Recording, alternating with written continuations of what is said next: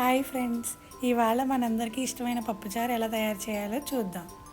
ముందుగా ఒక గ్లాస్ పప్పు తీసుకొని దాంట్లో 2 గ్లాసులన్నర నీళ్లు పోసి కుక్కర్ పెట్టి విజిల్ పెట్టుకుందాం.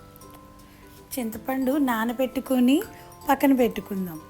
ఇప్పుడు ఒక బాండీ పెట్టి దాంట్లో ఆయిల్ పోసుకొని ఈలోపు విజిల్ కూడా వచ్చేసింది. వంకాయలు కూడా ఉన్నాయి, కోసుకుందాం. మనకు కావాల్సిన కూరగాయలు ఇవన్నీ. ఉల్లిపాయలు కట్ చేసుకుందాం. ఇలా పెద్ద పెద్దగా వేసుకుంటే బాగుంటాయి పప్పుచారులోకి. ఉల్లిపాయలు కట్ చేసుకున్న తర్వాత డ్రమ్ స్టిక్స్ కూడా ఇలాగ పీల్ తీసి కట్ చేసుకొని అందులో వేసుకోవాలి. తర్వాత దోసకాయ తొక్క తీసి పెద్ద పెద్ద ముక్కలుగా వేసుకోవాలి. క్యారెట్ కూడా స్లైసెస్లా కట్ చేసి వేసుకున్నాము. మనం వంకాయలు, టమాటాలు ఫ్రెష్గా తెచ్చుకున్న వంకాయలు అవి కూడా ఇలా చీరికర్లా వేసుకుందాం. మిర్చి స్లైసెస్లా కట్ చేసి వేసేసుకుందాం. ఇలా పెద్ద ముక్కలు అయితే బాగుంటాయి.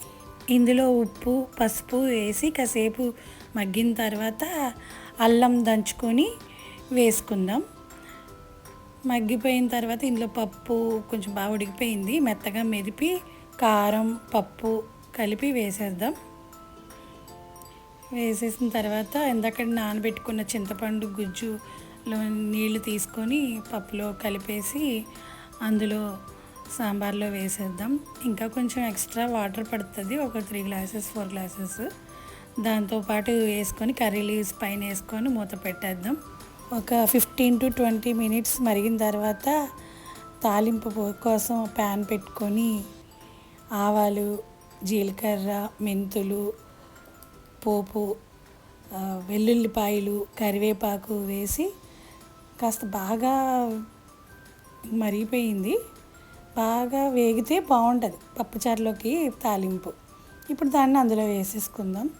ఇప్పుడు మనకి కమ్మనైన పప్పుచారు రెడీ అయిపోయింది. ఈ కమ్మని ఆంధ్ర స్టైల్ పప్పుచారుని మీరు కూడా ట్రై చేసి టేస్ట్ ఎలా ఉందో నాకు కామెంట్ రూపంలో తెలియజేయండి. సూపర్ ఉంటుంది ఇది.